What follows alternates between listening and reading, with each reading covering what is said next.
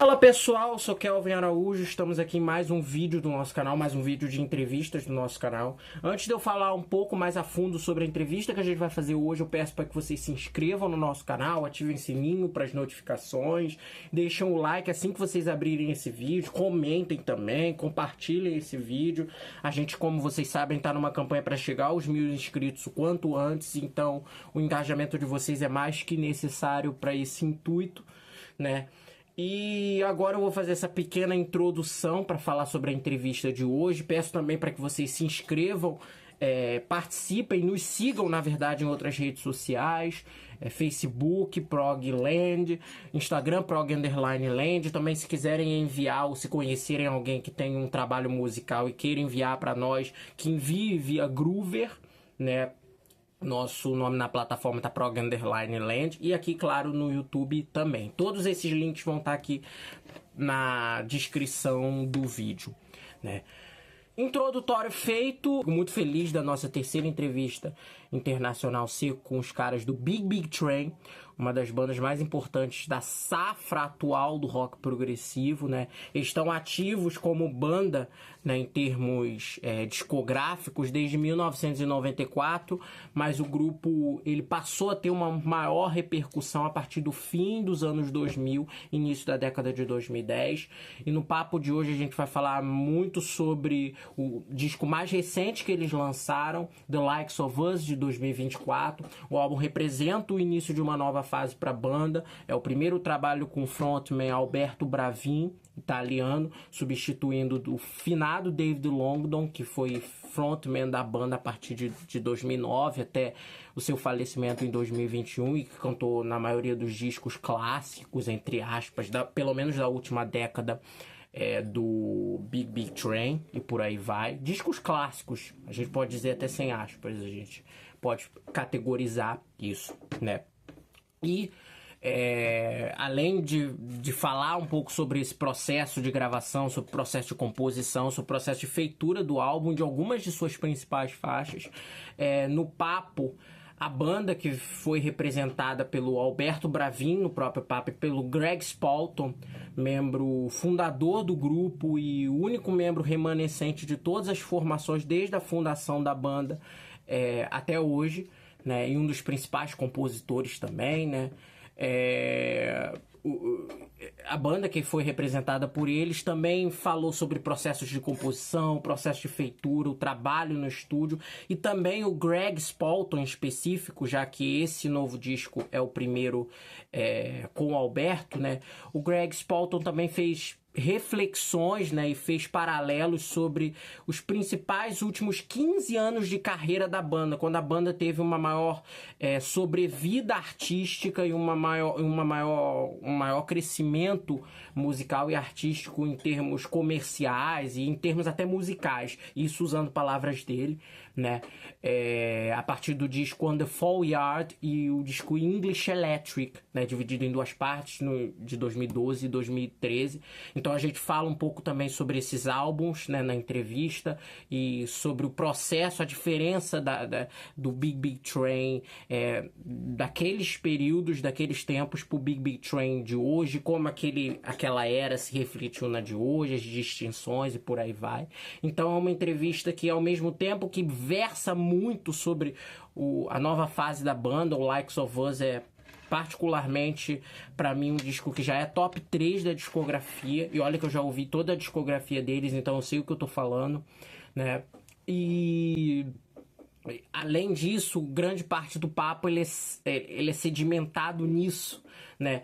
Do que a banda é hoje, das principais características do modus operandi de composição, de trabalho no estúdio, e do que esses trabalhos passados e de outras eras também, outros álbuns também são citados ao cursar da entrevista, se refletem no que a banda é hoje, por aí vai. E foi um papo absolutamente incrível, eles estavam super bem dispostos, disponíveis a falar, bem humorados, a gente conversou sobre muitos tópicos assim, mas sem deixar o cerne principal da entrevista cair. Eu adoro quando isso foi feito, quando isso acontece, tanto é que essa entrevista é até agora das internacionais a maior em termos de duração, né?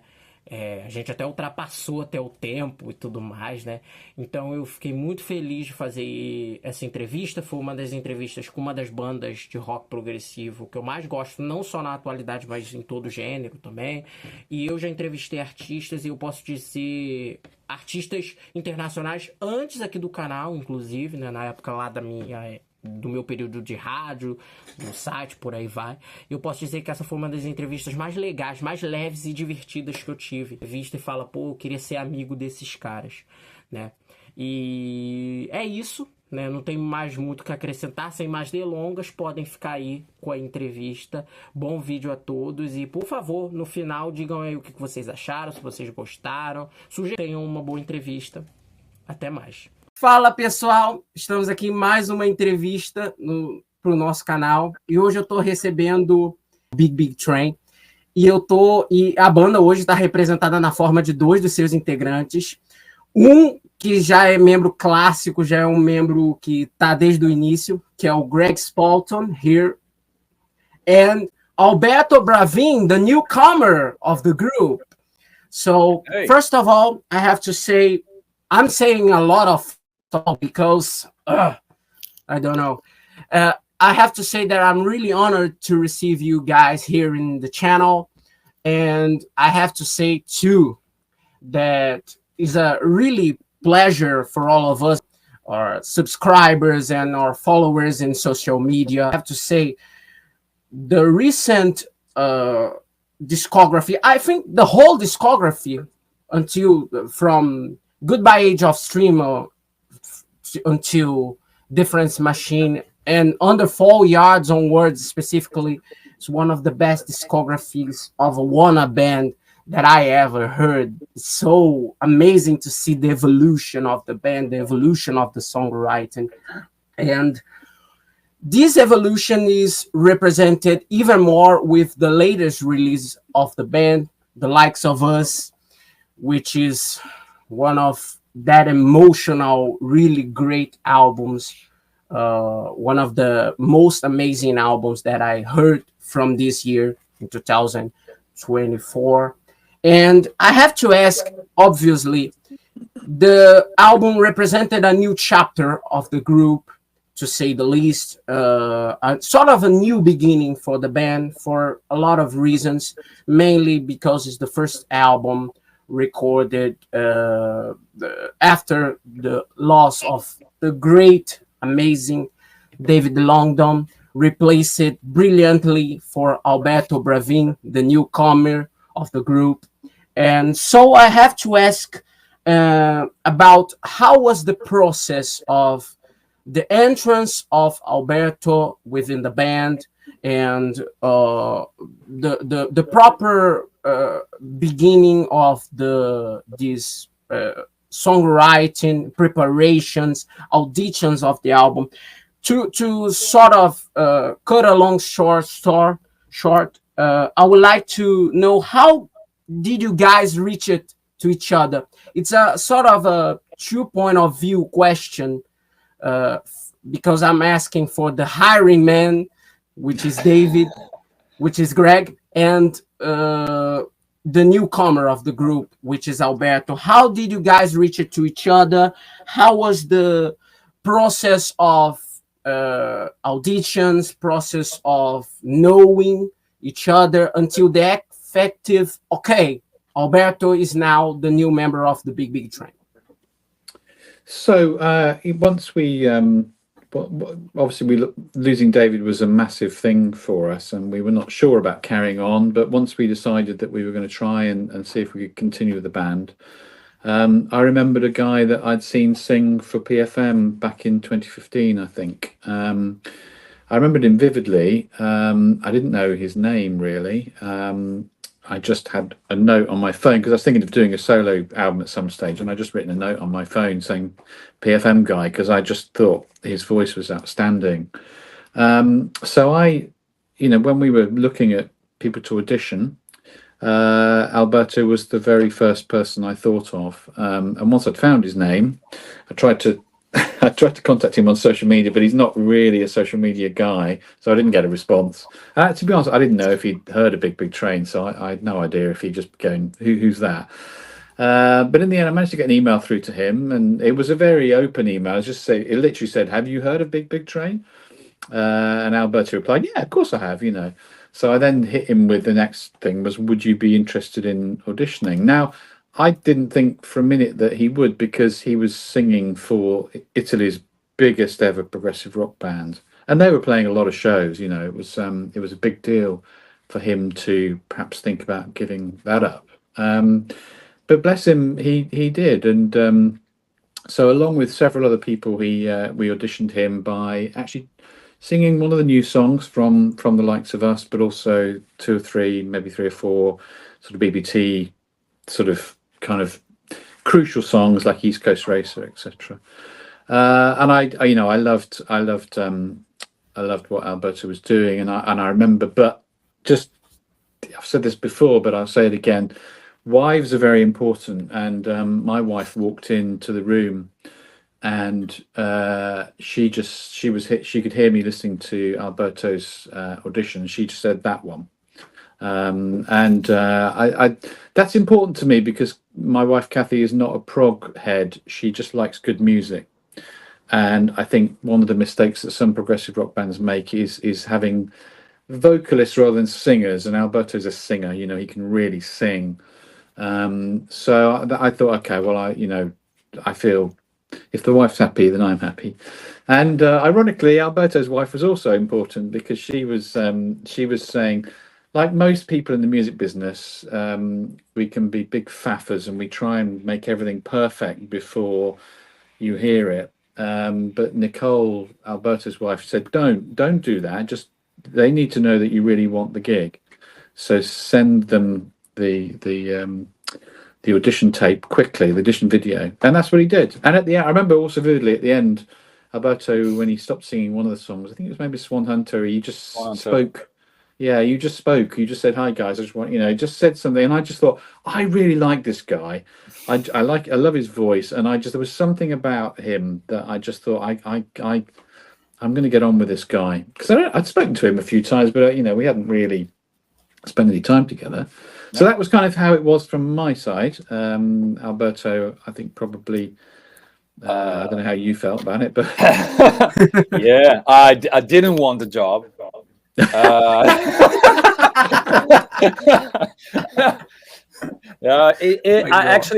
Actually, it was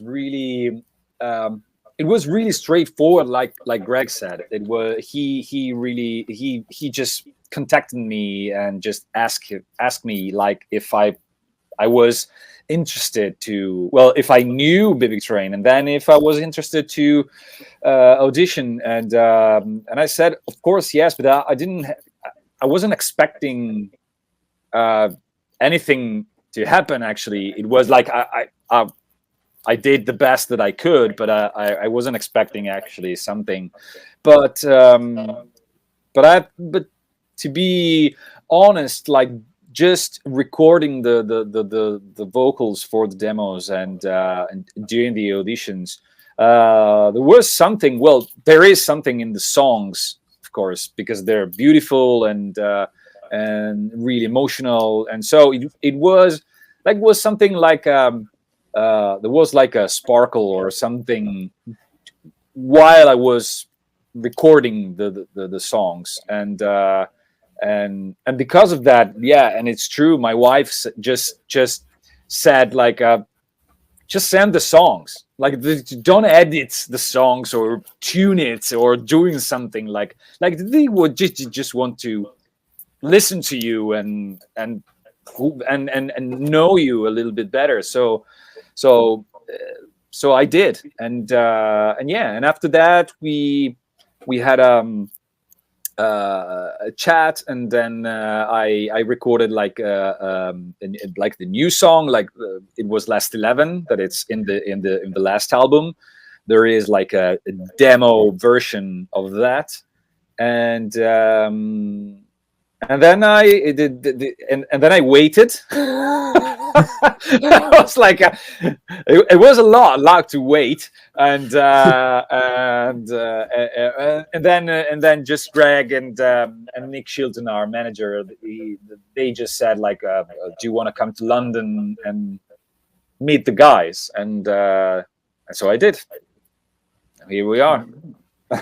And it's amazing history, because there's a lot of personal things going on. It's just not the audition, we had to hire this, we have to hire that. Yeah, It's just that previous knowledge of Alberto's work that bring it out for the band. Asking it, correct me if I'm wrong, Greg, is the first album that you guys actually recorded on the studio since Grand Tour? In the studio setting, presentially? No, to be honest, the first probably since the Age of Steam. I mean, we were very early adopters of recording remotely. So on our very first album, yeah, we did do that back in the room together. And then as the years went by, we were just doing most work remotely. Then the band, because we weren't playing live until 2015, and then once we began to play live properly, it began to feel like, oh, we should be recording together in the studio. But we didn't really get the chance. COVID got in the way, and all sorts of other things. And then so when Alberto joined, and we just thought, actually, this is a new beginning for us. Let's do what a band used to do.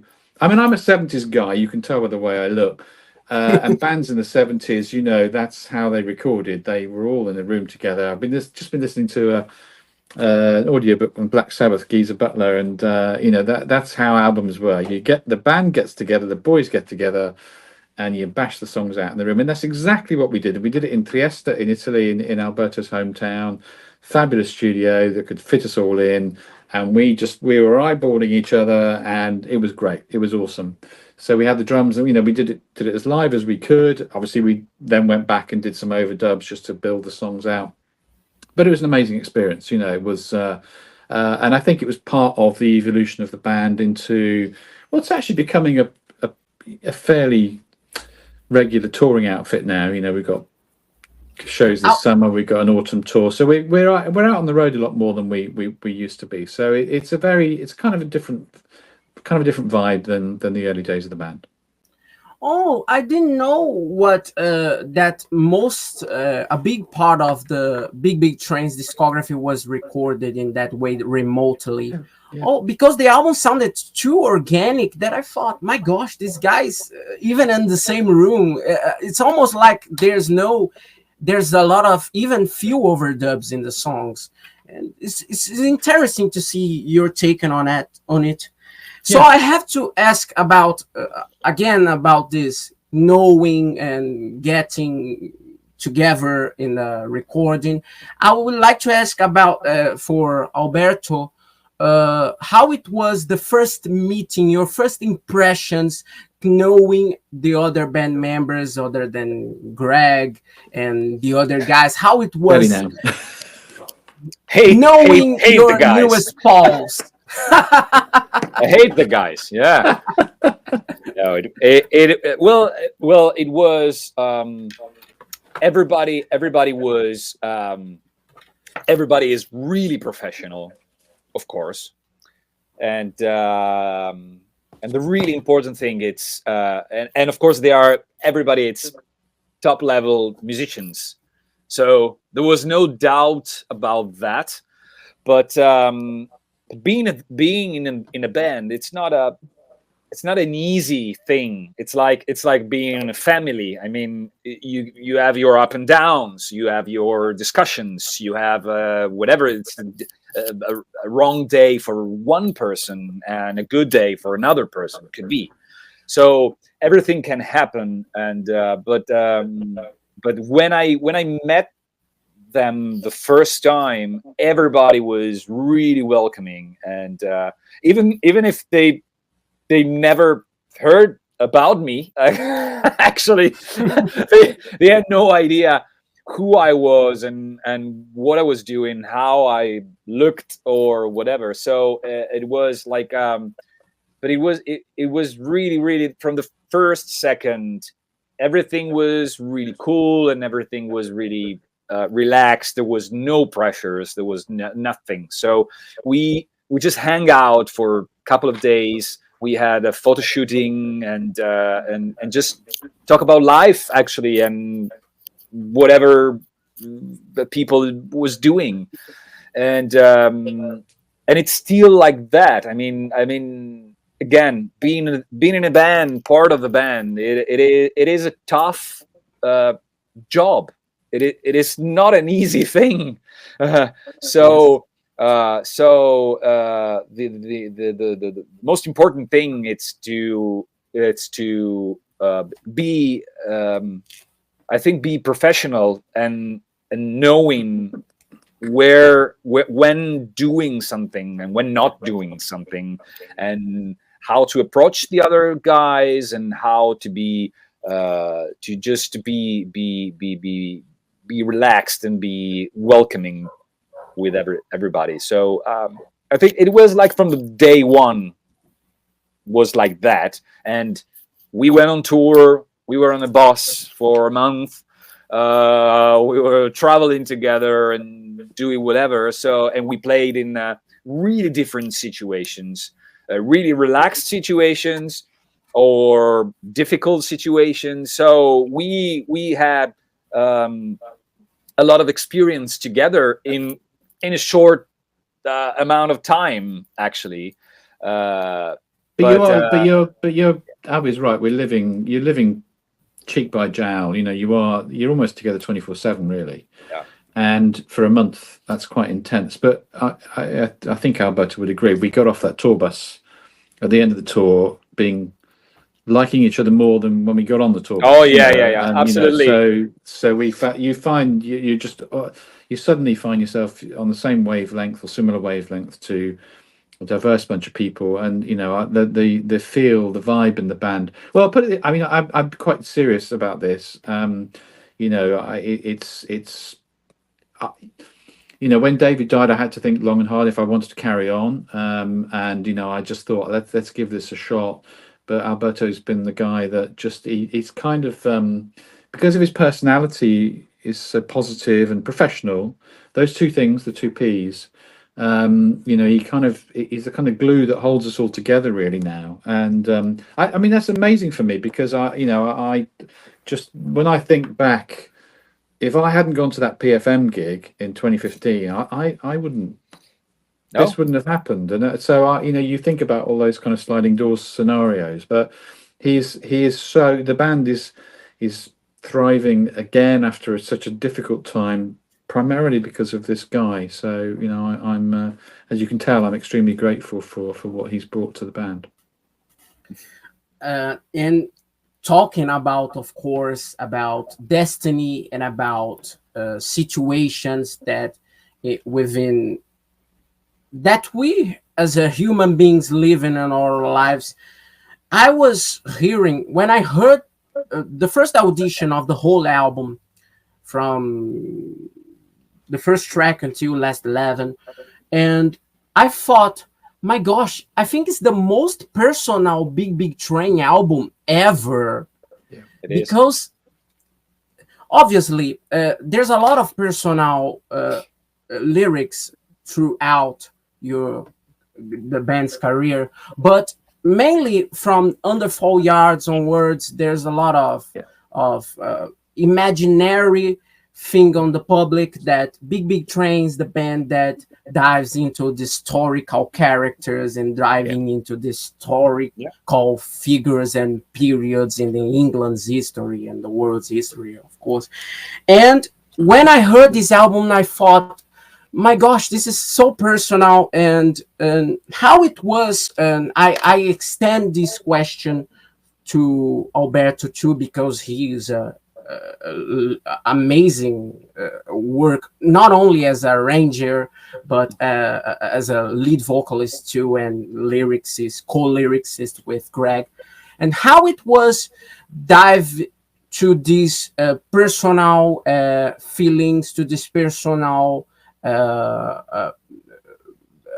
thoughts on life or to this album. I ask particularly to Greg also because he has quite a comfortable situation for, I'm passing through a hard period in my life. I could relate more to write about these historical figures than diving more deeply what I'm feeling. And there's a lot of mixed emotions happening on bereavements, obviously the tragic loss of David. I think that maybe should have impact on the songwriting. How it was the process of writing the lyrics and of these songs on Like of Us. Well, to be honest, I don't think we were in a position in our lives, and we've all of us in the band. I mean, obviously, I along with the other band members that were pre-existing, suffered the loss of David. During the writing of the album, my stepdad, my dear stepdad, also was terminally ill. And, you know, Alberto has also faced some challenges in his life in recent years. So it didn't feel like we could, at this point, be writing songs that were not personal. You know, it felt like there was an inevitability about that we had to, as recording artists, kind of deal with life as it is with us. So that, you know, that's how it was. Alberto had a song called "Love Is the Light," which was deeply personal, and I helped him with some of the words on that. And I said to him when he told me about that it was about, and I said, "Are you sure about this? Because this is quite deep and it's very personal." Yes. But he said, "Yeah, you know, this is something that I want to write about and share with people." So, you know, we went through that process of making sure that we were comfortable with with making this personal album, and there were tears in the studio, and I'm not ashamed to say it. You know, there were several moments in the studio where we were sat there, you know, because we were very much hoping, we're expecting that the emotions that we were feeling would go into the songwriting and the performances. There were several times when we were all a bit wobbly-lipped in the studio, and you know, I think you can hear that. I think you can hear that on the album. So going forward, you know, I'm sure we'll be writing some more story songs. In fact, I know we will be. But you know, I think we're not going to run away from the personal stuff as well. You know, if there's things happening in our lives, then we'll write about it because we feel that's what we should do. I think it was really, we didn't sit down and said, okay, we have to write a personal album. No. There was no a plot. There was no plot behind this kind of writing. I think it was naturally. It just came out, and it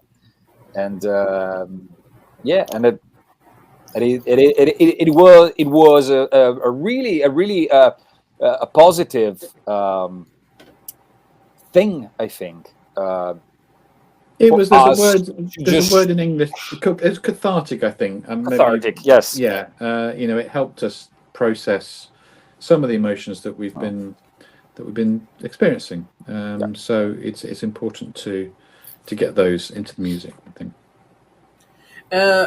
It's really interesting, this thing of give the personal moments that you're living within or your lives through these songs, because one of the things that I most like in Likes of Us, it's an album that dives deep into emotions, and sometimes a sort of really nostalgic thing about some things and about moments, and diving deep into these emotions and give them a sort of a catapult of intensity to live the present.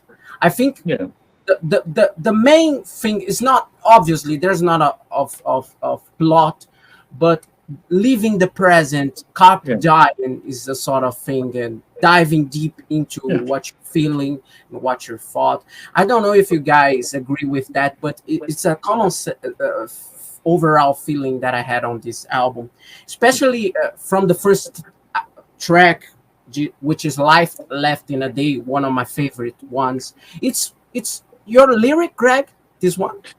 Yeah, I mean, Alberto wrote almost all the music for that, but we were going to have a little postscript at the end of the album, just this tiny 12-string and vocal piece, and somewhere along the line, either he or me said, "Oh, actually, let's try and see if we can move that to the front of the album." So we wanted to get to sort of set the scene almost at the top of the album, to just kind of convey that it was about friendship and about living life as fully as you can, despite all the challenges that we all face. And I like that. And Alberto said, you know, because we obviously, as we've had the brass band as part of our sound for quite some years, and he said, let's make sure people feel that when they put this out, when they put the needle onto the album to hear this for the first time, that they feel, I'm listening to a Big Train album here. You know, and I would say, to be honest, out of all of the albums we've done in the last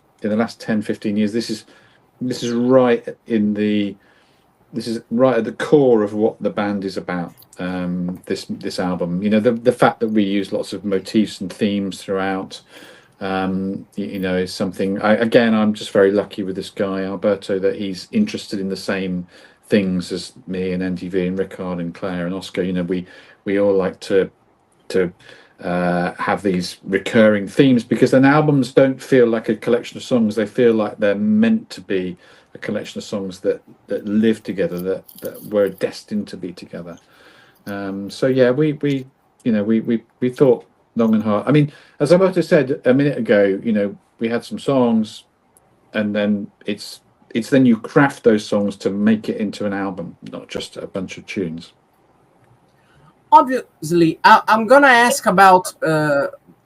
We're gonna start to talk about the tracks, and obviously, I'm gonna highlight some of the tracks on the album here, which is I could highlight all the things because, but I selected some of my personal favorites, and you like to comment and stuff like that. And obviously, one of those was already mentioned by Greg, which was Love is the Light, which was the only song in the album which was a core writer outside of the band in the music. I think, Alberto, correct me if I'm wrong, it was Daniel Di Baggio. Oh, all right, yeah. Well, he is not actually.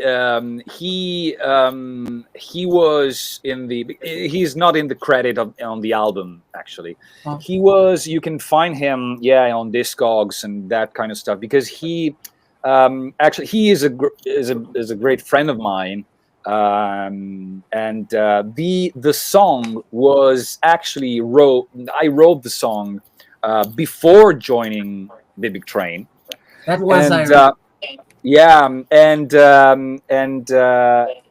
I wrote it in the studio with Daniele. So he was there when I wrote the song, and he helped me to put some stuff together in an arrangement that is completely different from the Big Train version. It was completely different. It was another thing. So when we had to split the credits on the songs, it was right to just give him a little credit for just being there with me, and because it is like a really important song for me. So it was I think a right thing to do, to just give him a credit on that. But he didn't actually wrote the song. This one was the first that you wrote almost like a complete piece for the band, as a sort of music or lyrics, counting the two camps. Yeah, this was the first song that I submitted to Greg and to the band, and actually it was a really in the early stage. It was like a not a different song, because the vocal melody and the chords that are, it's really simple song. It's not a difficult song. Was there, but it was like in a really different arrangements in the beginning, and then I did like a stripped down version just with the piano and vocals and mellotron, and so I just sent it to Greg, and he liked it, and so okay, this is a song that can live in the big train world with the right arrangement, and so I just changed the arrangement and just put it together and put the bridge in, and change some chords, and then actually being in the studio together, just the song just exploded, just because it was like let's put a 12 strings there, let's put the piano here, let's do this kind of backing vocals, or the guitar solo. Oh wow, this is great. So it just built itself in the studio. So and then the other song, it's Miramare, that it's the other one that I wrote the music, all the music parts, and like the vocal lines with la la la, nya nya nya, or like a like fake English. And that was actually the first experiment with me and Greg. Just okay, I have this piece of music. Would you like to write the lyrics on the music, on this kind of thing? And it worked. I mean, it was really a fun thing to do. This song is so strong musically. There's a lot of melancholic and really atmospheric aesthetic, and there's a lot of presence at the same time. I love I have to highlight, obviously, not only the work of the whole band, obviously, from Nick to Claire, but the brass sessions and the brass arrangements were absolutely superb in the whole album, especially in this tune, and obviously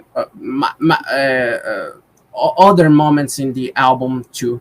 And another track which is really a personal imprint of strong in this aspect was Beneath the Masts, which is for the big epic on the album, and how it was the process of writing this huge long form tune, and the lyrics were done by Greg again, and how it was the development of this song, because it's my favorite of the album, and I really like to know how it was the process of writing the lyrics and constructing the melodies, because there's a lot of different sections. It's like a movie for the ears, I think. And there's the duel of the violin and the guitar at 10th minute of the song, which is and how it was the process of writing this song,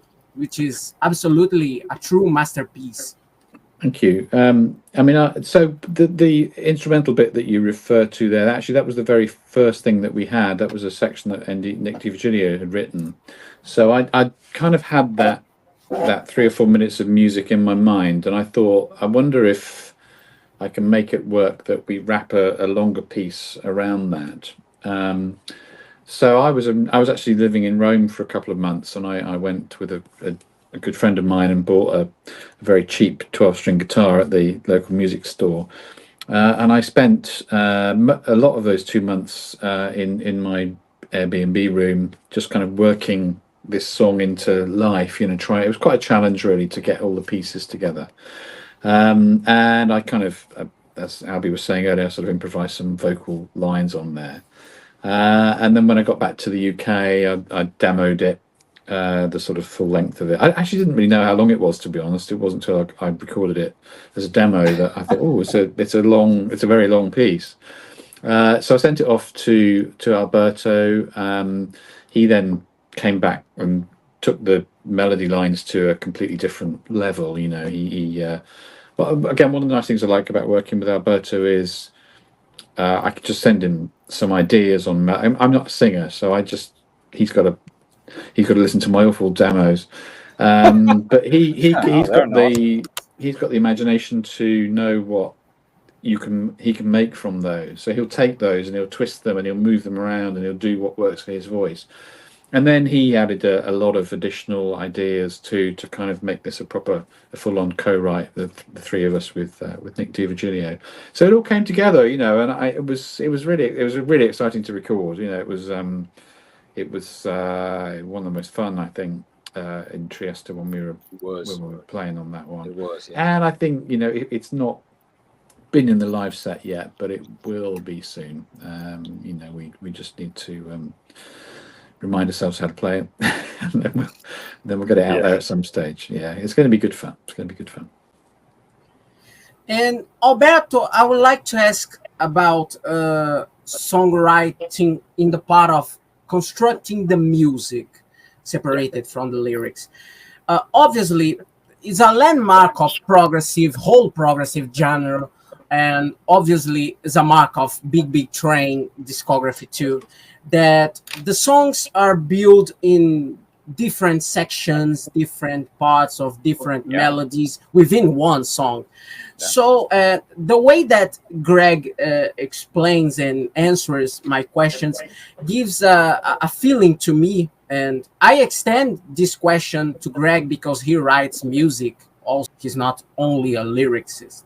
And I would like to know about the construction of this whole music, the instrumental parts on this album, and there's all of the different sections within those songs were constructed specifically for those songs since the beginning, or happened of one idea or one discarded riff ended in a part of the one song while you was writing the song, the music, obviously. Okay.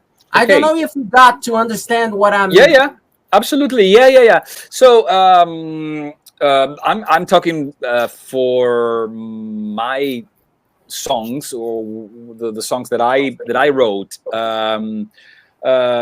There was no it was like a really normal stream of consciousness. So I just write like an idea. You can have like a chorus idea, or you can start from a guitar riff, or you can start from like the introduction, or sometimes it is just like a sound that just, oh, this is a really nice kind of atmosphere, or it just moves you to that dimension or that kind of a thing. Even without the lyrics, you can just transport yourself in a situation or something. And there was no riff or stuff that was like left behind and then just put it into other songs. A lot of stuff just happened in the studio. We had like the songs were kind of written down in the demos. Like the demos that we had were pretty complete, actually. They already sounded good. So, but then in the studio it just take another level, because you have like you just play together, and maybe some sections of the songs just happened there, just with I mean the dynamics or just, and a lot of of the themes that just come back and back during the album, it just happened there. Just we were recording like the violin part of a song, and it was just, oh, stop. Can we try this theme from the other song here in this key? And so Claire was really mad at me because I changed like the violin parts on the spot, but it actually sometimes it was, oh, this is a nice idea, or sometimes it wasn't. So it was like, this is really bad. So no, please don't. And I think for The Light of Us, the first song, that it's like a sort of an overture of the album, it was actually the last song that we wrote. So when we had like all the songs, we had like all the songs of the album, and I was thinking, and I said to Greg, like, I think we're missing something. Like, maybe we can write an overture, like with like all the themes, all the parts of the songs, just like in the classical piece of music. And he said, okay, you do it. So so I said, all right, okay, I'll try. And so I just put all the demos of the songs in a Logic project, and a Pro Tools project. I can't remember where I was working at the time. And I was just listening to the various parts of the songs and just said, okay, this is like I really like this bit or that bit. I think this theme is really important. Just put it there. And so I just drag and drop stuff when I was like a crazy scientist in the thing. And actually, the first part of the song was the end. Do you remember, Greg, that I sent you? I sent you like the end of the song, and Greg said, "Oh, that's okay, that's enough." Oh, and it's not. It was like a minute and a half. No, it's like it has to be like 8 minutes. It's an overture.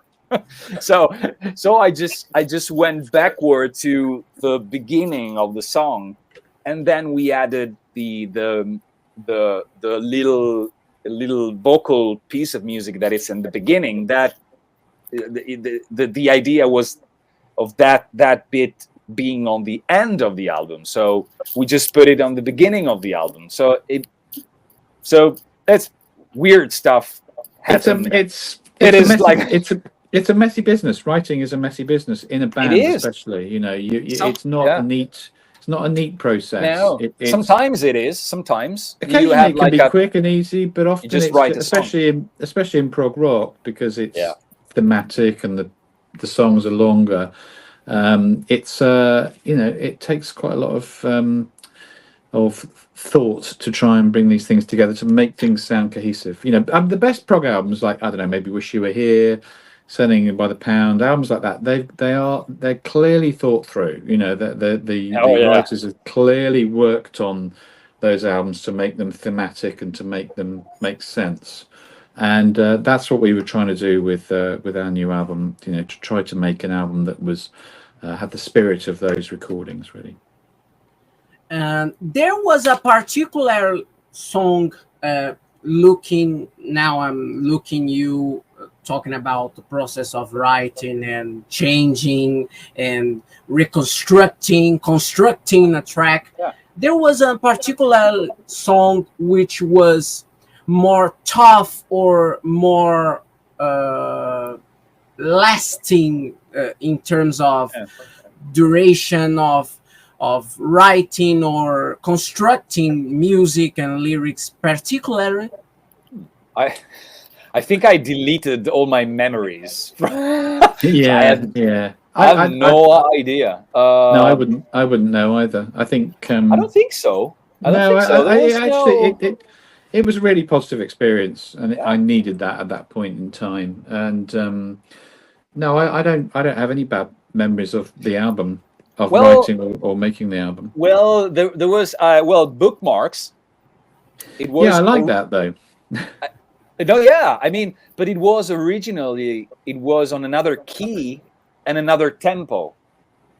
Oh yeah. Oh, it was. Yeah. Yeah, Yeah. it was. You're So right. the Yeah, you're demo, right. Yeah, that changed a lot.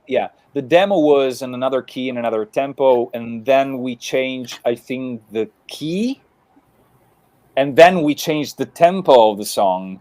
And then or- and then you changed all the chords with your piano as well. And then I changed all the. Everything. Yeah. You didn't last anything on the original. Yeah. Yeah.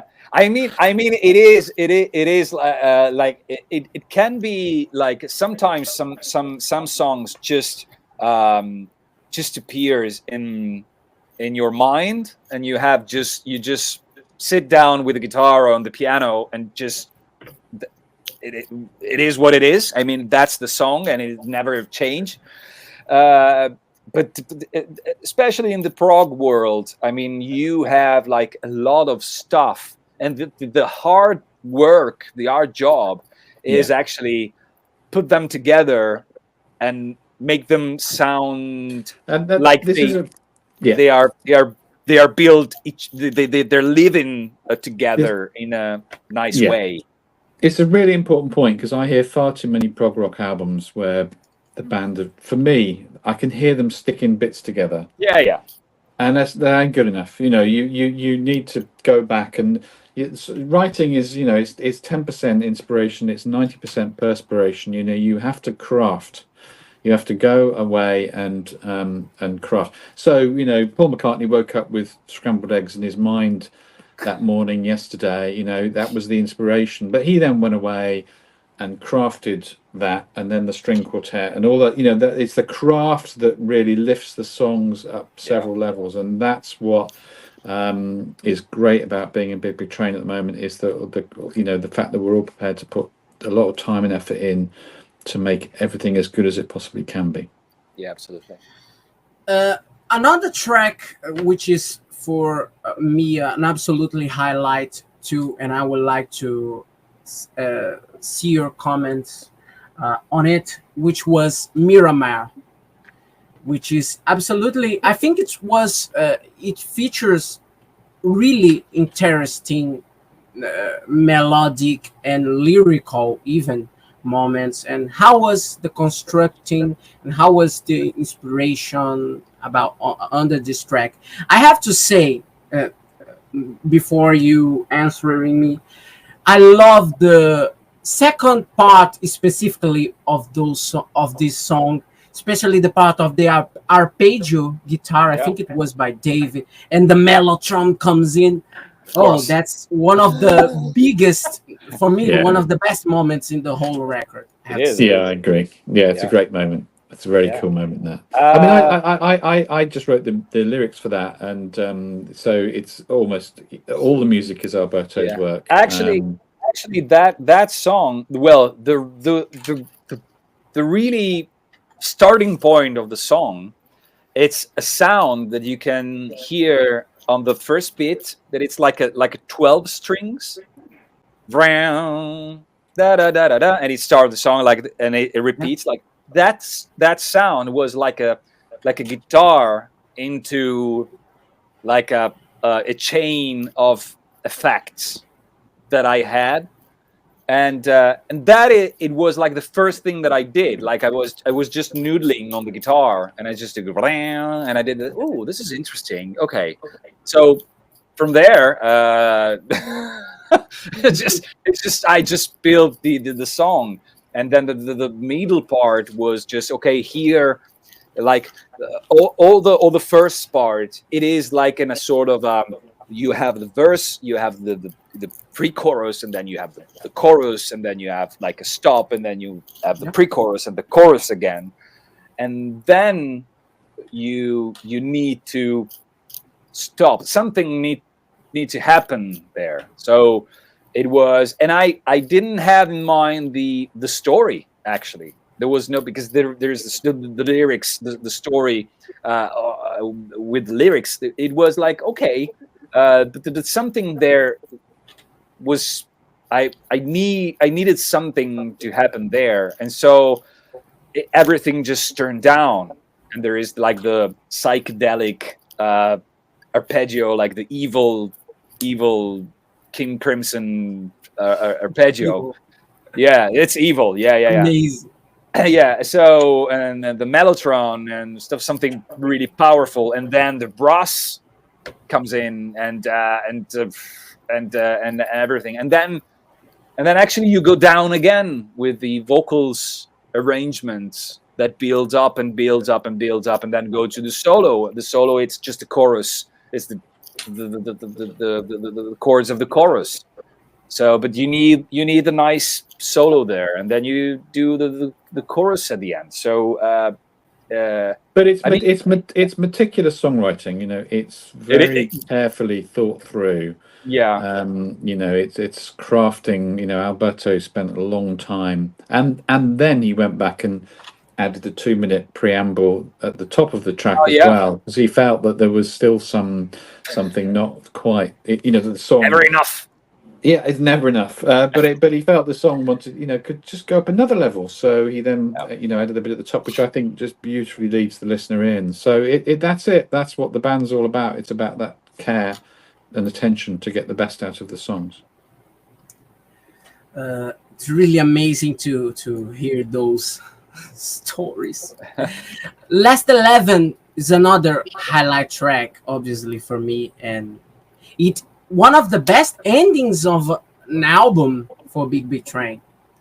Since, of course, I heard all of the records since Goodbye Age of Streaming. I have to say, it's really a highlight for me. And I love how was the construction of this track, Greg. I think that was solo of you. Well, yeah, I wrote the chords and the words and all that.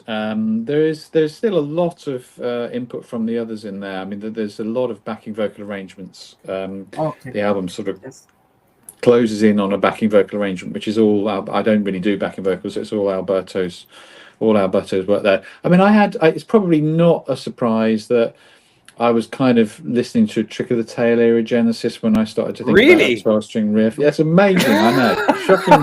Shocking as it is. Wow. Sorry to interrupt you. You're a really nerdy Genesis fan, as I am. No. Who, Greg? No. Yeah, I am a. I'm with you, Greg. I'm guilty. Guilty as charged.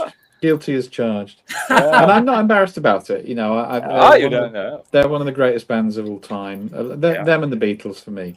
And so, you know, yeah, there's no question. Several people have said, "Oh, that sounds like it could have been on A Trick of the Tail," and yeah, it probably could have been. But it's you know, it brings together our own. I mean, I like the lyrics to that as well. It's quite a personal thing about kind of kids at school being kind of not the cool kids, you know, but finding their place in life, and that felt a little bit like you know, the band members as adults too. So it's kind of a bit about us as well. But I do. That's one of the emotional things. So the end section for me is quite emotional. That's, you know, I have been known to be a little bit wobbly lipped about that moment. I don't know. I guess we'll be playing it live again soon, so it'll be yeah. Hopefully, I won't be in tears on stage. But you know, I do. There's a lot of emotion in there for me. It's quite an important song. Talking about the new record, as we were talking along with this whole interview, one thing that I really enjoyed about Big Train albums, and I noticed particularly on Likes of Us, was the use of I don't know if it's really true, but that's the feeling that I had listening the tracks and merging into the arrangements. It's that the band uses a really vintage rig, and I was asking you about the rig of this record, and especially about the keyboards, and because sounded for me real mellotrons, real Moog Taurus pedals or Deutrom pedals or synthesizers that sounded like a real Moog synthesizer or an RP Pro Soloist or an RP Odyssey. It didn't sound like a new model of Korg or Roland 2027 X100 or stuff like that. That I don't know. Synthesizers come out every new model a week, and Yeah, every day. it's really strange for me. I thought, wow, but the Roland did release a new model last week. They Yeah. are releasing a new one today. And Yeah. I would like to ask, you use these vintage rigs for this album, and I extend the question to Greg specifically, and the other previous albums I notice, and I feel that in the arrangements of the keyboards and the bass even. I don't know if you Rickenbacker user of bass or stuff like that, and I really like to hear you talking about that, about the rig that you choose, that all over the whole album, and asking for Greg along the whole Big Big Train discography. Yeah, I mean, I only really play Rickenbacker. I think I've got a Fender Jazz 5-string somewhere, which I'm trying to sell actually.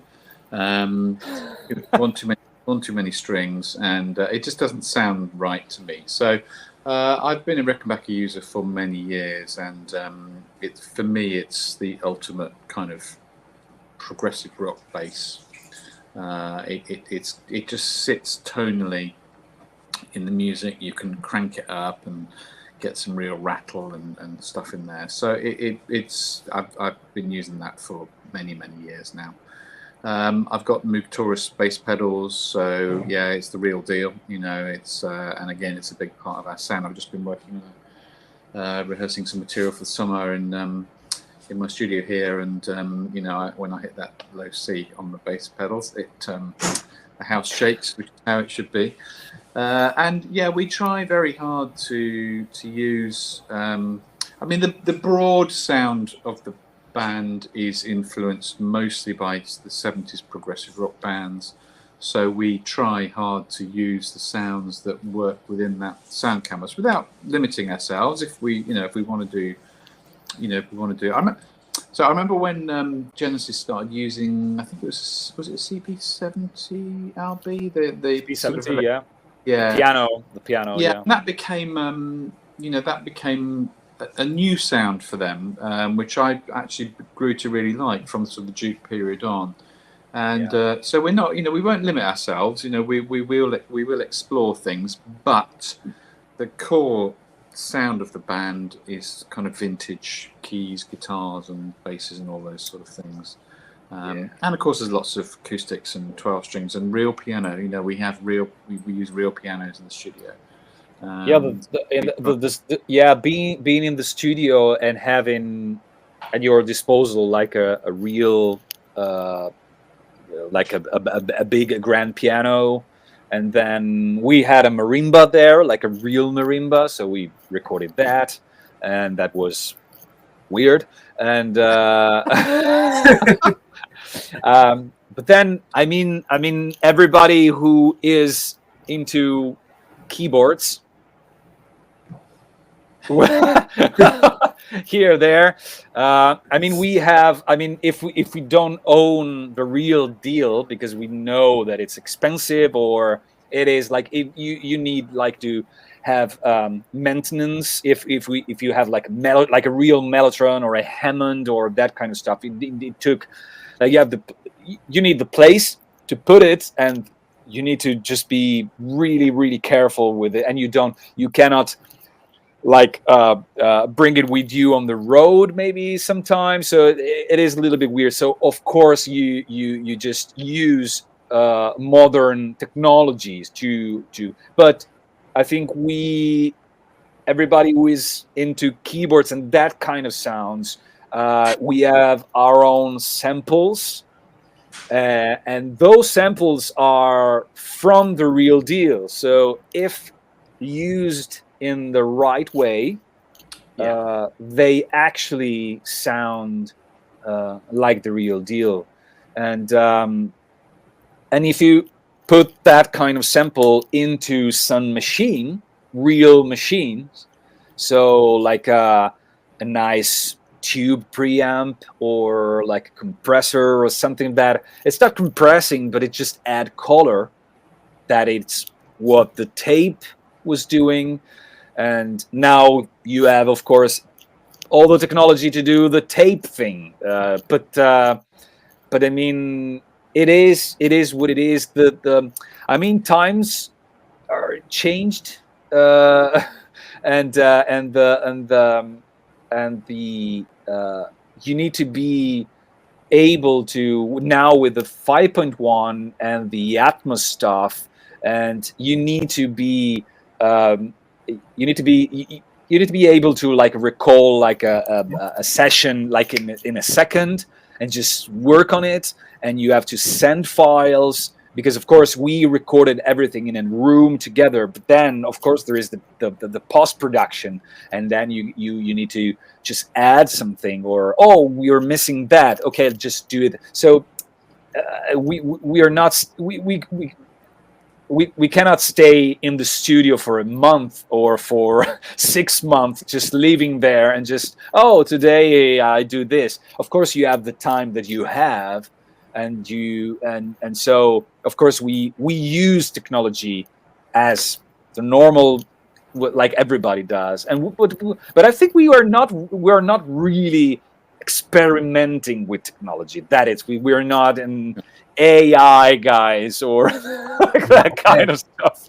I think the most important thing, aside from the quality of songwriting, that's the most important thing, of course. Then it's performance. I think it's about taste, and I think it's a word that isn't used often enough in music. And taste is when you arrange songs, and it's the taste of the artist to make sure that the song is arranged in a way that sounds and gets the best from it. And part of that sound will be what sounds that we deploy. You know, what guitars, what keyboards, what basses we use, and that's all about taste. So you know, and you can't. I mean, one of the remarkable things with Alberto, for me, I mean, he's a younger guy than me, as you can tell, and he's got a much broader kind of musical taste than I have, I would say. You know, my musical taste is probably formulated in 1976 and hasn't from there. Same goes. It's you know, and I'm honest about that. I used to kind of run away from that, but that's how it is with me. Yeah. Alberto's got you know, he has a much broader. He'll refer to bands and music that I've never heard of, and I will check them out. But then I'll probably go back to listening to Bandograph Generator instead. But he's, you know, whilst he's got that broad taste, he can zero in on what makes Big Train. You know, that's the most important thing. So he came along. He came on board, and he didn't come along to massively shake things up immediately. You know, he knew that it was important that the band sounds like the band sounds. And so I you know, again, I value his judgment on that. And you know, on the new album that we're beginning to make right now, or beginning to write right now, you know, there'll be some different sounds, and we're not going to just stay in 1973 or whatever. But you know, but that's the kind of core of the band's sort of soundscape or sound canvas, I suppose. So it will always draw from that well. Well, we have Oscar, the keyboard player that plays with us, that he had like a really strong, I think, stamp on the album, because he's like, with his band Dim Grey, they are more like ethereal and more atmospheric. Maybe they have the soundscapes and stuff that we quite liked, and he put a lot of that stuff in the album. So that was like a different kind of vibe, but it just linked the sound that, of course, he is too. I think he cares about the sound of the Big Train, that it's that need to stay in a sort of a mood, like a kind of sound, and but we can experiment, and we did, and I think his soundscapes and sounds really melted into the sound really well. So it's a very good point, because from the Nordic countries, there's sort of Sigur Rós and Mew and bands like that, which I do love very much. You know, I am not completely locked in 1970, but those, and Albert is exactly right. I mean, suddenly we began to have these additional kind of canvases or sound wash coming in that Oscar was creating on his own, and they were great, you know, and I'm all for that, and it just adds something else that broadens the sound of the band, which is really cool. It's interesting that you're talking about forging a sound mark in Big Big Train, which is really deeply in doing these nuances of atmospherical, of depth, and really immersive. The perception that I had hearing the band material was, oh, this sounded like a real film. It's really immersive. It really didn't like an average song. It's really depth. It's really immersive. I think it's particularly, I have heard the whole discography of the band, and I think it's one of the albums that marked even more immersive in that feeling, was particularly from Underfall Yard onwards. Obviously, I'm not diminishing the albums before that. So I thought that this album and the second one that came later, which was English Electric, I thought that forget more even this craft of playing and songwriting.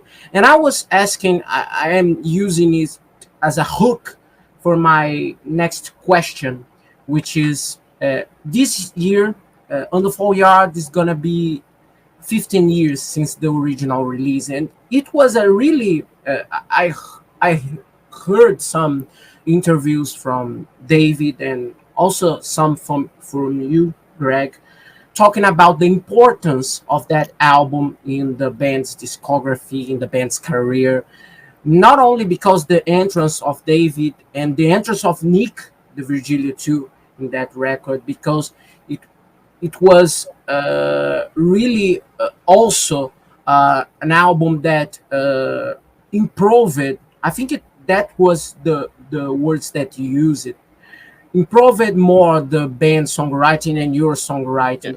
And so I'd like to ask, these albums really, how would I say, really loved by the critics and loved by the prog fans, especially the young progger fans, which is as one of the best albums of 2000s in prog rock. And English Electric that later came on was considered was one of the best albums of 2010s. And and I would like to ask you, how was the process of songwriting in this album? Because it was a really different situation by the band, new members coming in, and you accomplishing to work with them, and how it was the process of writing for Underfall Yard, recording it, because hearing it really sounded like a moving forward step for the band. Yeah, it was. I mean, I was a bit of a slow starter as a songwriter, really. I mean, my early efforts were not great, and I'm a firm believer in hard work and crafting at things, and I spent a lot of time trying to get better at songwriting, and I think I finally found my feet properly on that album. And you know, I wrote, that's the one Big Big Train album that I wrote everything's mine. That's every song on that one is mine. I don't remember it being particularly hard to write or anything. It just seemed that I'd kind of reached a place in my life where it just sort of flowed out.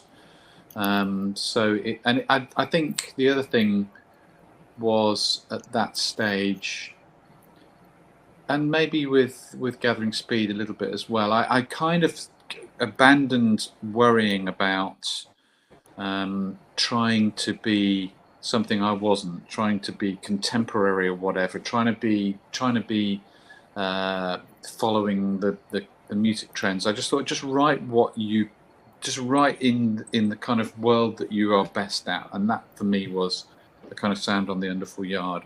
So a few things happened that worked really well.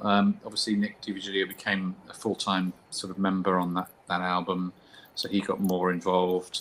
I met Dave Desmond, the guy that's arranged our brass section ever since, and that was a really important moment for Big Train, because I've told the story before, but I was in a Roman city in England called Bath, and there was a brass band playing in the bandstand there, and they're playing a really slow adagio, kind of northern colliery kind of sound piece, and it literally stopped me in my tracks.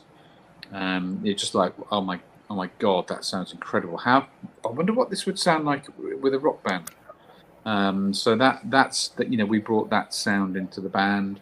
But I don't know. I just think it just came together, and suddenly we were selling like a lot of albums when it had been building up. But that's the one that really lifted us off. And I still had an office job then. I was still working in an office and doing music on the side. But that was when, for me personally, I thought, oh, maybe I could become a professional musician. After all these years.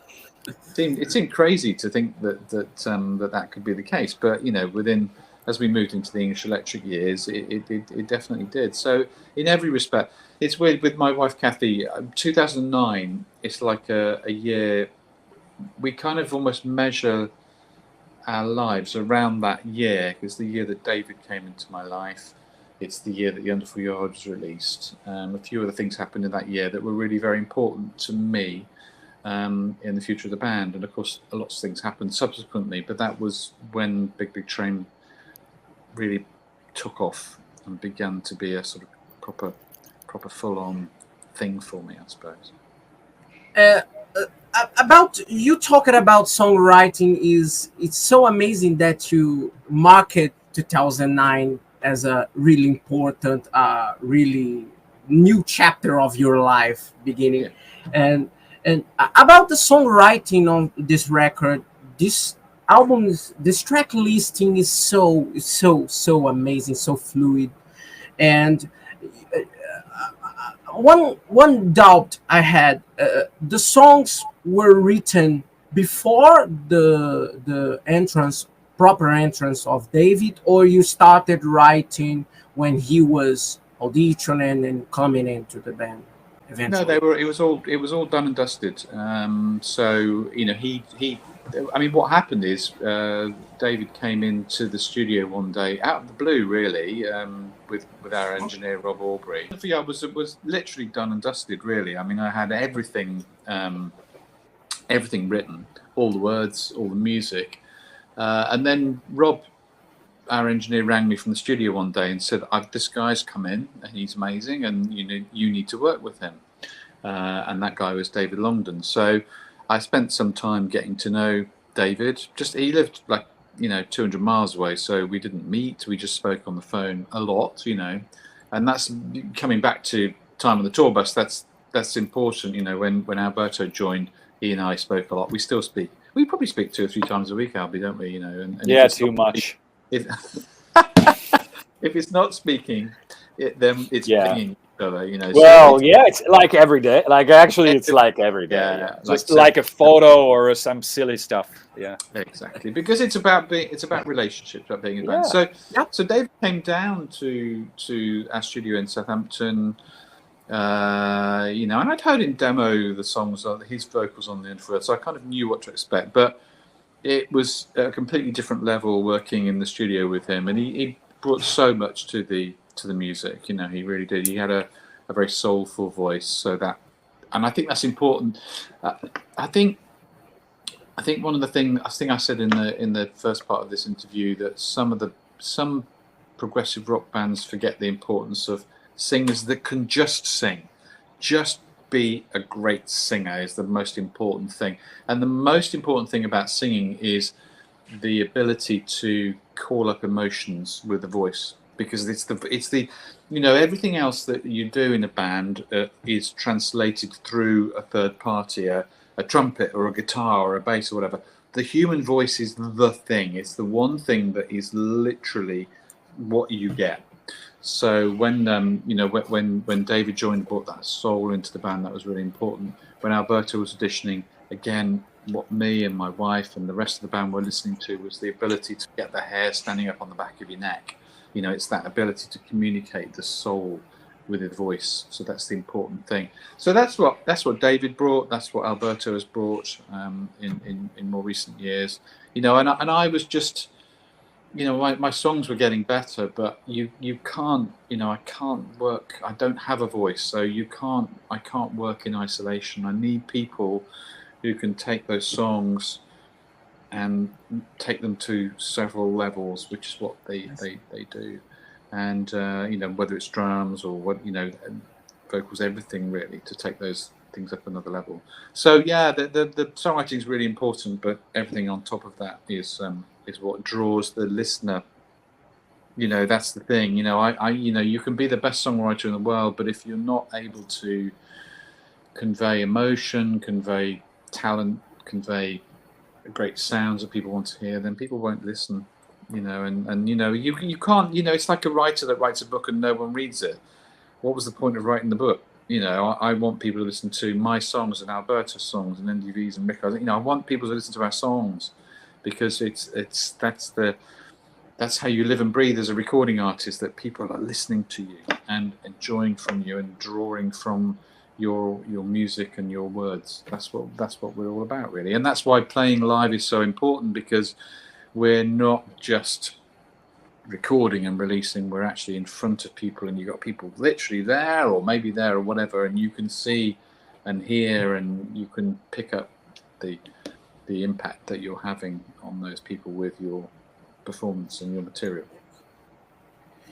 It's really interesting, this thing and that you're talking about, songwriting and the merging of the songwriting into a personal part of the band, and as a sort of the individual talents, and the especially the part of the vocal, because there's a lot of in prog thing of, we need to be very good musicians, we need to be a top-notch musicians, and then they forget the other things beyond technical, which is the soulful, and the voice is all of that. Yeah. So and that's what prog does. Prog delivers the kind of complexity and interest that you get from maybe jazz, fusion music, but it also delivers tunes, and it's that combination of things. And tunes and humanity. I mean, I can go and listen to it. I do like fusion. I went. I see a few fusion gigs, but it can wash over you after a while. So I'm not always in the mood for it, but I like rock music, and I like the ability for people like Alberto to really, get people listening and involved emotionally. And about talking involved emotionally, the second one album after the Underfall Yard, which was English Electric, really merging, saw the band merge to a deeper songwriting in storytelling in full scale, because it was a concept album. I need to ask it for you. This album was conceived since the beginning as a two-part album, or it was a decision that you deliberated done amid the songwriting process? You were writing and thought, this need to have a second part or a continuation. I think we had a huge amount of material because David started to write then as well. So suddenly we had a mass of material that was all good quality. So we weren't playing live at that stage. So obviously the albums were really important. So we figured, oh, let's release a double album. You know, and then at some stage one of us said, actually, let's not do that. Let's release 2 single albums, or release the double album in 2 stages. So we had a 6-month gap between English Lecture Part 1 and English Lecture Part 2. And again, that was really important to us because we started to get a lot more coverage in bigger magazines, etc., as people began to take us more seriously. And of course, and then what happened is that people then, I could detect that there were enough people out there to warrant us going back to playing live. And what I didn't want to do was to go and play to 20 people in a pub. You know, I'm not interested in that. As I said a minute ago, I want our music to be heard by as many people as possible. So, you know, when we began to realise after English Lecture that there was an audience for the band, that's when we began to start booking gigs again and to get back on, you know, on the live stage. And we've been doing that since 2015. And now I would like to bring it again, Alberto, to the talk properly. And I would like to ask you, Alberto, how is adopt those previous tunes from the previous albums, and especially from Underfall Yard and English Electric and other ones, Folklore, or Green Spore, or Grand 2 live, how it was your favorite tracks to play live, and which tracks you are eager to perform live in the near future within the band? Well, the approach had like different levels, actually, because at the beginning, like for the first tour, well, first was the auditions. I tried just to sing the songs as they were. I mean, just sing it like really like in like the David's version, of course. Then for the first tour, I remember that I tried to, well, first of all, just to understand really the lyrics that I was singing about. So just to knowing what I was saying, not just the words and the meaning of the words, but just the story behind the songs. So that was like really interesting to, okay, just getting in the mood and just understand what I'm talking about really. And at that level, it was, of course, it was like, okay, doing my thing, kind of my thing, but we had no idea about the reaction of the people, of the audience, and our reaction, mine and the band's reaction. We had no idea. It was like it's like jumping in the dark. I mean, because we have really no idea. And so it was like a sort of not a tribute to David, but it was like a sort of okay, let's do my thing, but of course we have to respect what it was, of course. Then just making the song a little bit more my own, and just breathing with the songs and living with the songs. They just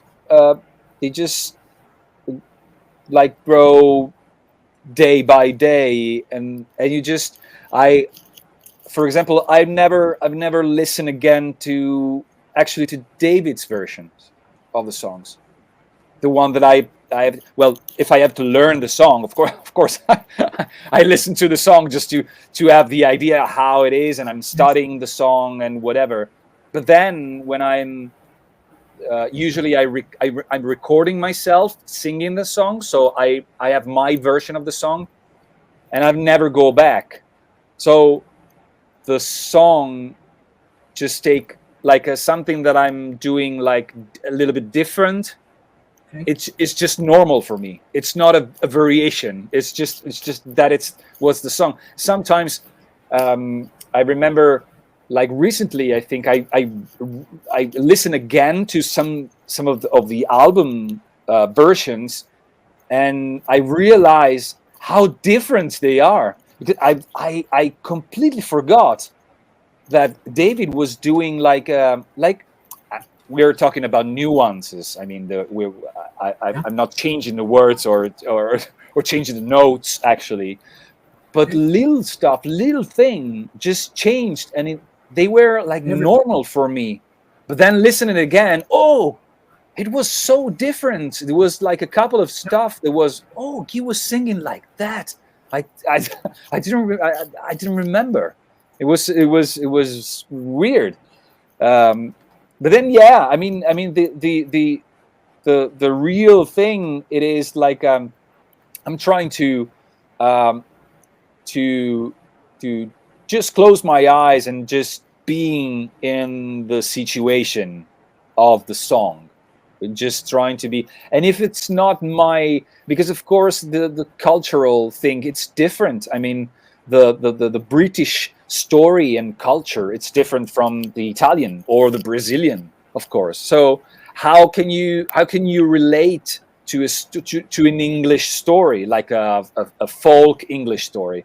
So at the beginning, I asked Greg, like, can you explain to me like what it's about and what are the I don't know, all the folk reference or the story, the historical reference, what it's talking about, and just trying to see if in my culture there is a parallel story or idea or a folk thing that I can relate, and just being in that kind of environment, in that kind of situation. So that was the process. About the songs, well, I remember I really enjoyed singing. I don't know. Well, Snowfalls, it's one of my personal favorite to sing, and I love Summoned by Bells. It's like a really tricky song to sing. I remember the beginning, I said it was really difficult. But then, yeah. But it's just you go with the flow actually, and you just make it your own, and you're doing it in your own way, and that it's and I mean the new songs, of course, Love Is the Light. It was like one of the most incredible moments for me, because it was like, okay, I remember that we actually played it before it was released. So we did, right? Yeah, we did. Yeah, we did. So it was so weird just to see the reaction of the people, because we had no idea again. So just playing it and having the people singing on the whoa or that kind of thing. We have okay. The first time I remember is, well, that's okay. Now all these people in front of me, they are listening to one of my songs. So that's a strong feeling. So yeah, because I didn't have the opportunity to do it in the past. So with this kind of audience in front of me and being there and just trying to just to put there the song, okay, that's not my song now, it's yours, like it is for everybody. It is not in my head, in my headphones. Now it's like you're doing whatever you want with this song. Like you can relate to the song, you can just like the mood, you can hate it, I don't know, do whatever you want. But it's a difficult thing to just live it and just let it go. Yeah. Yeah. And he was talking about his favorite songs. And I would like to ask you, Greg, what are your favorite songs from Big Big Train? Good question. I mean, it's always fun to play East Coast Racer because I get to do two things there. I get to watch NDV just groove, and then I kind of almost take a step back and watch Alberto do the sort of she flies moment. And I you know, it's coming up, and everybody knows it's coming up, and you can see the audience beginning. There's a kind of ripple happens, and people start to kind of, you know, get to their feet and things. So I get to kind of watch that. I mean, I'm playing bass pedals at the time, so I do need to look at my so I don't play the wrong note. But it's good. It's really good fun to do that. And I do really enjoy Love Is the Light. It's a very straightforward song for me to play. But I you know, having seen so many gigs, as Albie was saying, it's that connection between the band and the audience that is the thing. Yeah. So that's great. Oh, one more, Apollo. Apollo is really good. A track of NDV's. So Albie, one of our shows, suddenly leapt off the stage and started running around the auditorium, and I didn't know he was going to do that. So I'm like, what the? Me neither. Neither did he. So Yes. Moment thing, and suddenly I see him disappearing off into the distance with a tambourine and going crazy, and I'm going, what is going on here? So he comes back and gets back on stage. So of course that's become a kind of thing now. You can't do that at every venue because no. So we tried, you know, most of them we can, but not everyone, because sometimes the stage is too high or whatever. I don't want you to I don't want you to hurt yourself doing that. Well, it was one time I actually went down the stage with a jump, so it was okay, but there was no way I could climb up the stage. So I did like one round of the theater. I arrived on the board, like on the edge of the stage, and I watched that. I said, can I jump? I don't think so. So I just did another round of, and unfortunately our monitor guy just saw that, and he just went on the side of the theater and opened like a door and said, yeah, like, come in. And so I went into the door and back on stage. I was watching him and I was thinking, how the hell is he going to get back on stage? Yeah. This kind of thing happening. So it's interesting when you're playing live that it's like everything is like in slow motion almost, and you kind of see it's an amazing experience, and you're kind of thinking quicker than you're sort of performing, and so a lot of thoughts go through your mind. But that's great. That's lovely when that happens. And yes, it's a really. I think it's that overall tension of live concerts is something that, especially when you are doing a character thing in stage within a song, is so amazing. And I have two final questions for you, and this whole interview was about you guys as music makers, as writers and musicians. And I would like to ask you, what you guys like to hear? What kind of artists do you guys pick up on Spotify or on the CD collection or on vinyl collection when you are on a free time? And newer artists, older artists, what artists do you guys hear today when you're free time, or do you like to hear any time of your day, even in sound check, preparing for a show, stuff like that? I know Greg's answer. I don't listen to a great deal of music, so at the moment I'm listening to an audiobook by Geezer Butler, the Black Sabbath bass player, which is really good fun, really interesting as well. There are a couple of contemporary bands that I like very much. There's a band called The Unthanks and a Danish band called Mew that they're the kind of bands that I will buy everything that comes out. There's otherwise, I do like listening to some 70s prog, and there's some of the 80s band like Solstice I really like very much.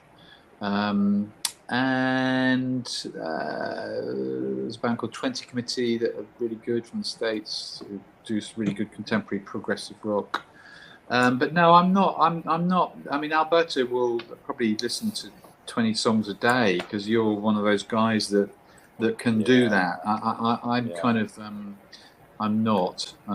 Still, Greg, you still hear Genesis vinyls and Genesis CDs? I do have. Yes, I do occasionally. So if I haven't heard music for a little while, I probably will sit down and put Sending England by the Pound or A Trick of the Tail on. You know, those are probably my two favorite Genesis albums. You know, they still sound great to me. They always will, because they are masterpieces. There's no. I was really supposed to ask you but you answered my question already. That was your favorite 2 albums by Genesis. One of them, it's one of my favorite 2s, which is A Trick of the Tail. I have a top 3, which is Me too. Which is Selling England in 3rd place, A Trick of the Tail in 2nd, and the 1st place is a quite underrated album, but I love, which is Wind and Watering. It's so romantic. It's so baroque. Okay. I love that. Nice. And you, Alberto, answer me. I'm listening just to the first 6 albums of Black Sabbath. No, I'm joking. No. Well, actually, I mean, I listen to a lot of music. I'm really curious about music and stuff. So I'm continuously like listen to stuff, and I'm really. I mean, I was really into metal when I was younger. I'm into metal now. I mean, I really love that, but yeah, I mean, it's really difficult to say. Well, I'm a Beatles guy. Yeah, I mean, I'm a huge Beatles fan. I'm a huge Black Sabbath fan. I was at I did the prog report thing about Queen. That is like another one of my all-time favorite. I think Queen was like the band that when I was growing up, it was like the most important band for me, like Freddie Mercury thing and whatever. It was like really important for me growing up as a musician, or just like a guy. I mean, it was, and but I'm really enjoying all the new prog metal thing, like Haken, or I mean all that kind of stuff. It is really interesting. But I'm listening to, I don't know, crooner stuff. I'm listening to Sinatra and all that kind of stuff. I love it. I mean, it was. I'm listening to electronic music. I love Radiohead. I love the Smile. That it's like the I like that. New project. I mean, I love it. I don't know. I love Fleetwood Mac. I love Johnny Mitchell. I love. I don't know. I mean, yeah. I really love to explore and really. And if I go, I mean, I can tell you the bands that I'm not really into. Like I never understood that it's like. I was thinking about the other day. I was like Dire Straits. I've never. Why? I don't know. I don't understand. I love Dire Straits. Pearl Jam. Pearl Jam. It's another band that I'm with you with that. I hate Pearl Jam. I don't hate it. It's genius, but I don't get them. It's not. I never got the Rolling Stones. I've never. I just don't get them. The Stones. Well, yeah, the Stones. I just don't get U2. I think it's I get U2. Pretentious thing in the world. No, I think really, it's quite pretentious, the music. But I had to say, I like the albums until Zuropa.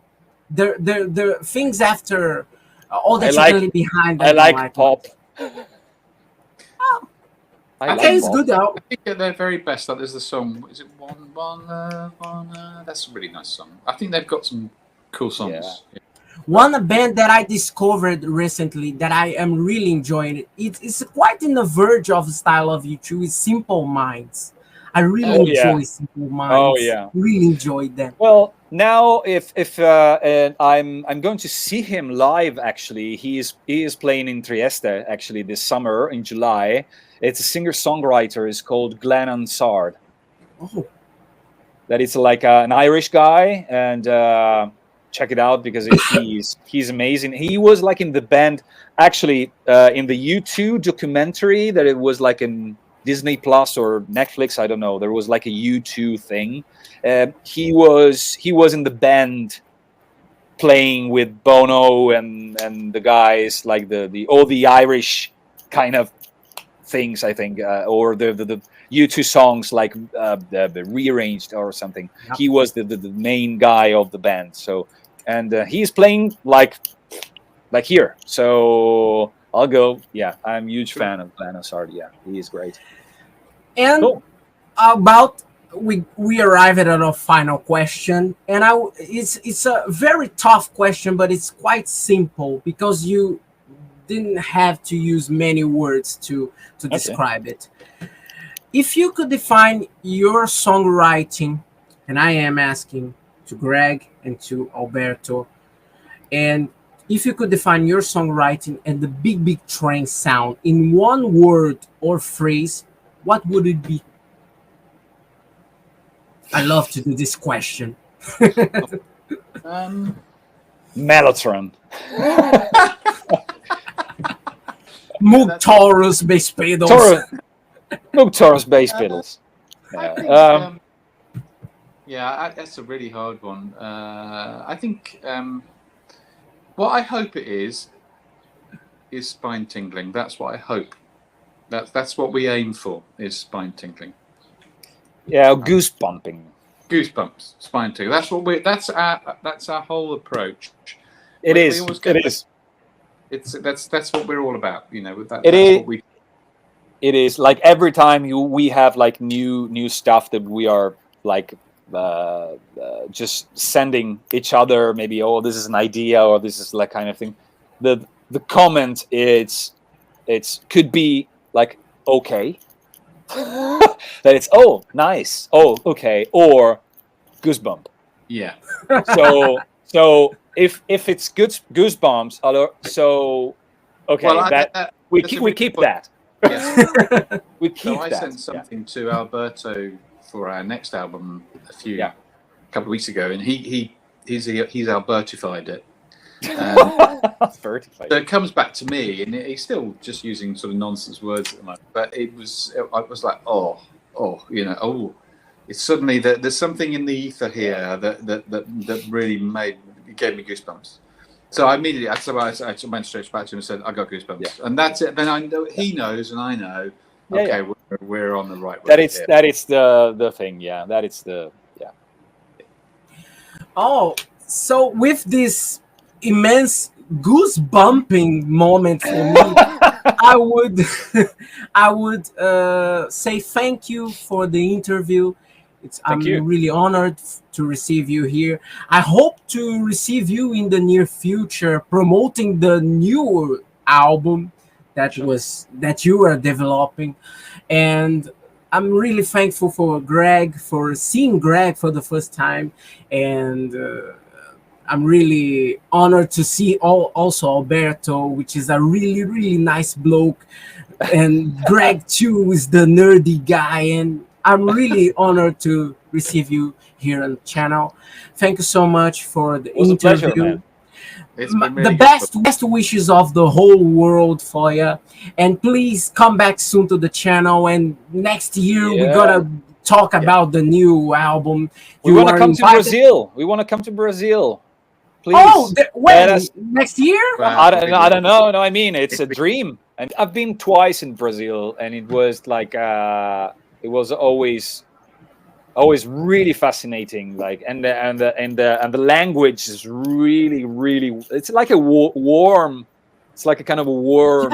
Yes. Warm language, and it is really warm people too. We are really warm. Yeah. We are really. I think Brazilians are more. It's really a people, a country that likes party and likes a lot of. Of warm, very intense. Very intense. I remember. When see a people in the street and they go and hug a people. Dancing and I doing. think the English men are more. Are not. Yes, they are more retained, assim, shy. Where is Brazilians are. It is. Yeah. It's interesting. Everybody in the band comes along with their own cultural baggage and personalities. I mean, I'm from the Midlands, so most people in Birmingham talk like this, like from Peaky Blinders. But I kind of lost my accent. But yeah, we got the Swede and the Norwegian, and Claire's from Scotland, so we got some really interesting vibes going. And of course, NDV is big personality from LA, and it's all really it's great. It's a kind of multi-ethnic. It's a wonderful thing on the tour bus. It's wonderful. Yeah, everybody brings their own vibe. I mean, it's a dream. I have to say, when you announce a show here in Brazil, I would be the first to enter in the website to put to buy the premium part of the venue to see you. Thank you so much. Thank you. And thanks so much, and I'm really honored to receive you guys. Bye. Thank you. Yeah. Thank you, man. Ciao. Ciao.